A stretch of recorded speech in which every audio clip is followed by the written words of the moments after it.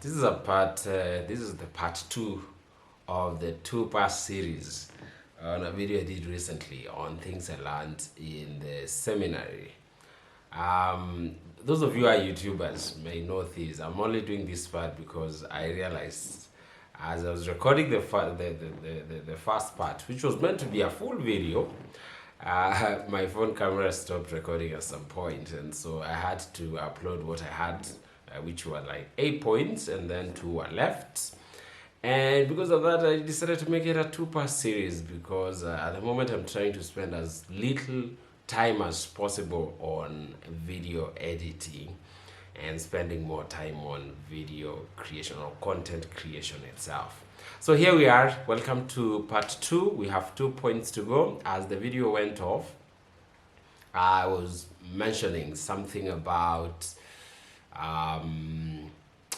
not needing material possessions and money to be happy in life, and that has contributed so much to the person I am today, on just enjoying the moment, living the moment, well, of course, planning for the future, but not compromising or working so much on getting so much and then not enjoying it. A lot of people have that problem, that all you want is to amass wealth, to make a lot of money, and you forget having fun in the process, and you should.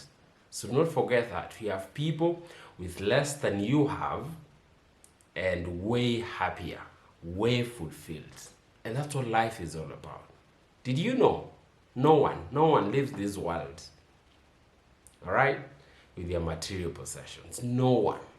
So you do not need millions, okay, millions, maybe billions of shillings under your name for you to live happily. You do not. You do not. You do not need a 7-bedroom house and you're just yourself, you're single. I mean, you can't sleep in 7 rooms. Regardless of how big your house is, you spend your night in one bed. I'm not saying you should not dream, but as you dream, do not forget to enjoy the life as it is. Do not wait. Do not say, I live life when I'm 60, when I'm 50, when I'm... Come on. Live life now. Live life. Of course, without putting your life in danger. On to number 9, which is very important as well, that human potential is limitless. 2 things brought out this point very, very clearly. One was diet. Before I went to high school, I never thought someone would survive on the kind of diet we survived on, or people, students in such schools survive on. It's very strict, very tough. The diet is not your average diet. I think it's the kind that people in the military school go through, and I learned that a human being can survive on anything. You do not need to have, for example, meat in your diet every single day. All right? You do not need all those fancy things. You do not need them. For 4 years, I survived with a very, very, very strict diet. I was the fittest in those 4 years. I would run 4 kilometers without tiring. Today, I may not be very, very okay even trying it, because I know the diet has totally changed. But I'm going back there. In fact, I'll be building a new channel pretty soon.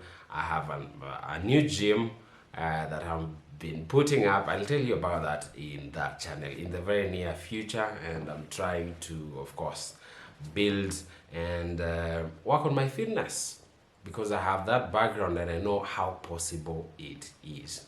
All right? So the point is, human potential is limitless. Not that, just that. Even when it comes to time management, we used to sleep for 4 or 5 hours every day, sometimes less, and none of us was hospitalized for that. No one, none of us, 0 of us. So that tells you also something, that you do not need to sleep 20 hours every day. some of these things you can live without them. You know, we are animals. We're just animals. Picture an animal in the jungle with an entire night of rains. When do they sleep? They do not. They can't afford it. They are alert throughout the night, trying to fight the cold. And so I learned at that point that a human being can be anything. That's the second thing on time management. The third thing is on celibacy. This is a thorn in the flesh. I don't want to say much about it, but yes, you can do it. Celibacy is possible. Most of Catholic priests do it. And not just those, even other people out here. We have so many people who are practicing celibacy successfully. All right? And so you can. You won't die for it. I mean, if you're in a cell today, all right, locked for 10, 15 years without seeing anyone, you'd still survive. If you're in the jungle, if you're in the war zone, sex would be your last item to think about. And you'd survive for months, years, decades, and eventually come out. In fact, there are so many benefits. I'll do another video if you guys want to see that. Let me know in the comment section the benefits of celibacy. There are so many benefits that everyone can borrow from and learn from. Next is number 10, that your environment, and that's related to number 9, your environment is more important than heredity. There are things we get from our parents, like our skin complexion sometimes, our height sometimes, the way we speak sometimes, our voice, so much we get from them. But sometimes we forget that it's not as important as your environment. A man is a product of his environment. That's why you speak the language you speak. If you are born around people speaking Swahili, you're most likely to become a good Swahili speaker. That's why people from the coast are good Swahili speakers. Not because they borrowed it from their parents, not because they picked it. They picked the genes from their parents, but because the environment around them was speaking Swahili from the onset. And so today they are impeccable speakers when it comes to Swahili. If you're brought up in a community that speaks a certain language, does things a certain way, you tend to become that. What does that tell you? You should watch your environment, not just when you're growing up, even as an adult. Today, if the people around you support football, you're most likely to start supporting football. Why? Because of the environment. You can't run away from that. If you stay around religious people, you're most likely to become religious. If you stay around toxic people, you're about to become a toxic. There's a quote that's saying, if you hang around 5 millionaires, you become the 6th. I can't agree more. So in whatever skill, whatever habit, whatever culture you want to have, think about your environment. Is it enabling that culture or is it killing it? The ones killing the things you do not, or the ones giving you the vibe you do not want, run away from them. You see the kind of people who complain every day? Run away from those people. They'll make you a chief complainant officer. You'll never be complaining about things you can and cannot change, and that doesn't help you on anything. But if you spend most of your time on people who look at things positively, people who think, how can I make this better? How can I take advantage of this situation? You're most likely to become that kind of a person. So watch your environment. It includes your social media. As you go through YouTube, all right? It's part of your environment. Check on who you follow, because you're on your phone several hours every day. Same to Instagram, same to Twitter, if you're around people who complain, you end up complaining. If your parents are the kind of people who complain about the economy every day, you won't be successful in your business because you'll never be thinking about that. That's how our minds are built. So sometimes it might require you to make the tough decision of leaving a certain group of people, a certain environment, but it's to your advantage. Do it and you'll thank me later. It's costly sometimes. It will make you lose some friends, some people, some family members, but it's totally worth it. Your environment is very important. Let me tell you about the seminary. For instance, to encourage the boys to remain celibate, we have very minimal interaction with females. That's the seminary for you. Very minimal. Teachers, the other staff members, men. So for you to meet a lady who is dressed in a short dress, you would have to leave the school compound and go to the market. That only happened once in a while, so you can manage compared to someone who works in a club, all right, a nightclub. I mean, 90% of ladies in a nightclub are wearing some skimpy dresses, and so it's difficult for you to remain celibate there. Not just working, if you frequent there, if you are someone who frequents the club, then you're most likely to think about, yeah, that. So watch your environment, because it makes it has a bigger impact on you than heredity. In whatever it is. If you were born around cars, you're most likely to understand cars better. That explains why you see sometimes people from certain families tend to be involved in certain types of businesses. Asians and car businesses. Why? Because from an early age, this kid it grows up in an environment with cars and car people. Okay? If you're from Central, you're most likely to become a business owner. If you're from the Rift Valley, you're most likely to become a farmer, because most of your time you're spending it around farmers. It's not because it's in the DNA, not because it's in your blood. No, it's because of the environment. That's why we speak the way we speak. That's why we walk the way we walk. That's why we reason the way we reason. And that's why you have the mindset that we have. And you have full control of it. It's not too late. You can change it at 60, at 80, at 40, at 50. You just need to make a decision and do it. That was a very valuable lesson I learned from there. A bonus one for you for coming back to the second part of this video. And I want to say that benchmarking and learning from others is very important, as often as possible. I learned that very important lesson while still there. And what we used to do is that for the candidates in the first term, you'd find a school that is doing better than you.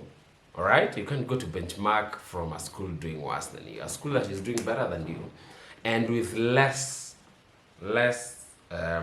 what facilities, less in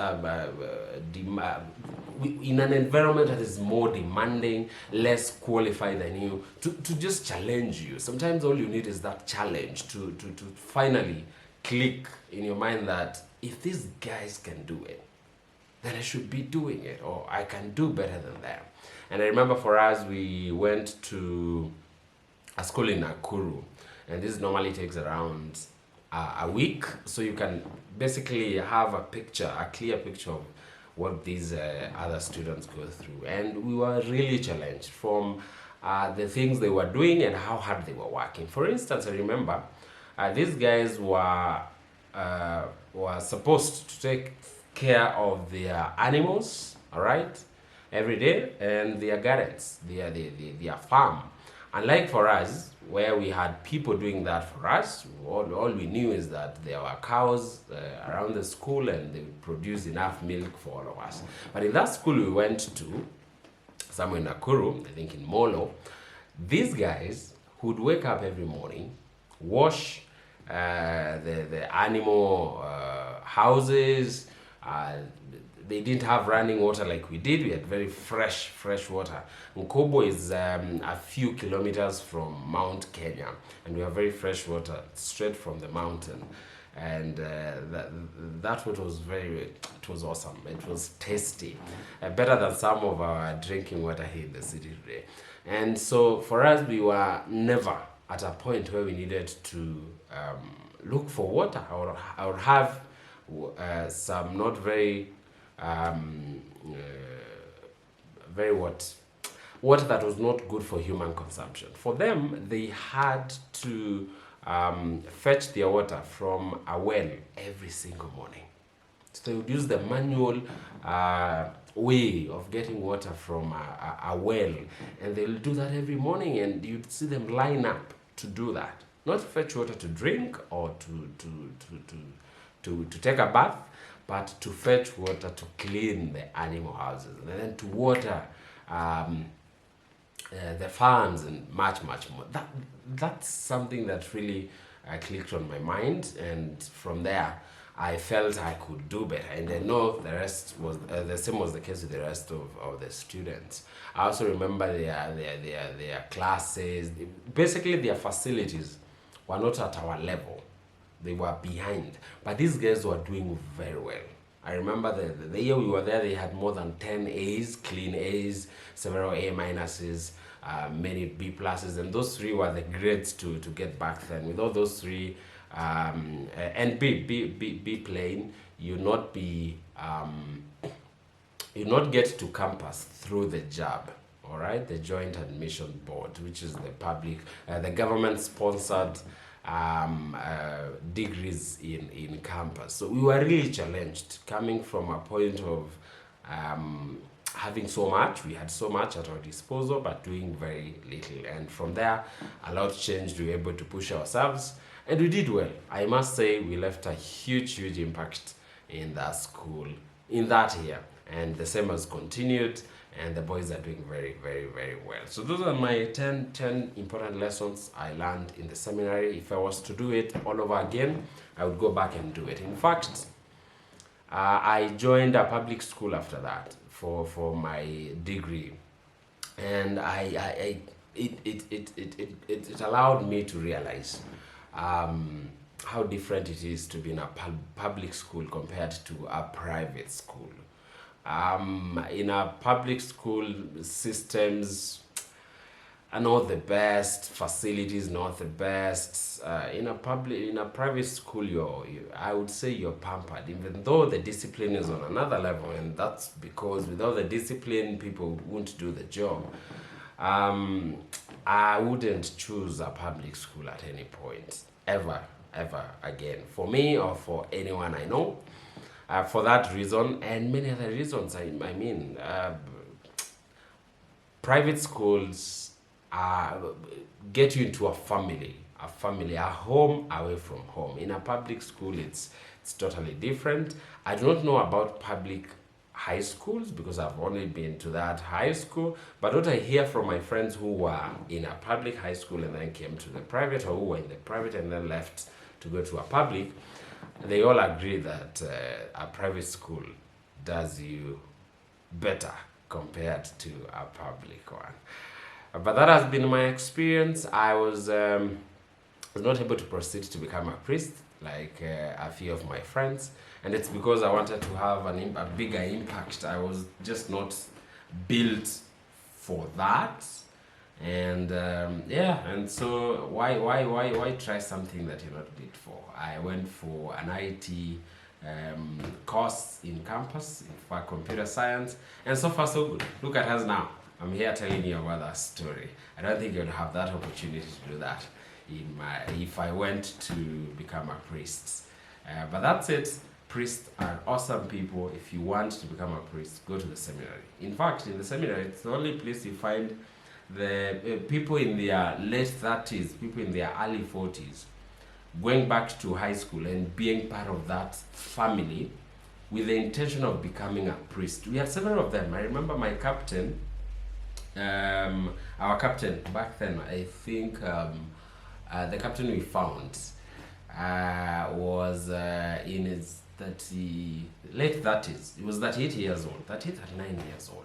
Then the one who came after that was around 32. So we had quite a number of such people who would become part of the family, who would be welcomed because they were preparing themselves. And they went ahead to become priests. They are yet to become fully ordained priests, and they're doing well.